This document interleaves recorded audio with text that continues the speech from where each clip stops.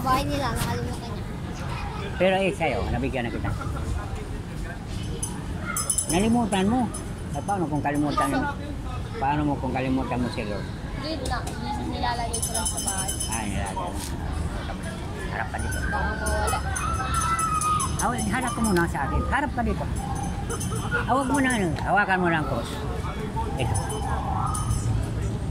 Harap mo na harap. Kay Lord, huwag kang mahiya. Huwag kang mahiya sa akin kasi mahaba mo. Hawakan mo. Tutuluan yung kamay mo. Papa Jesus, patawad. Sabi mo.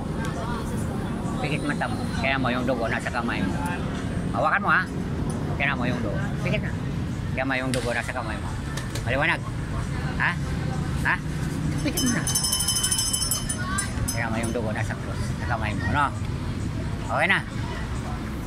Wala eh. Mayroon? Oo. Dahil ang salita ng Diyos ay buhay. Basahin natin yung Bible. Basa ka ng Bible? Nagbasa ka? Meron po yan sa mga. Ha? Meron po.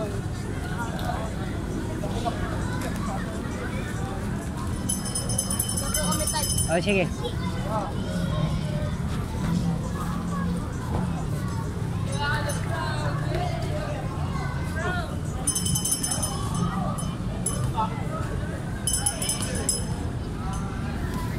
Sige.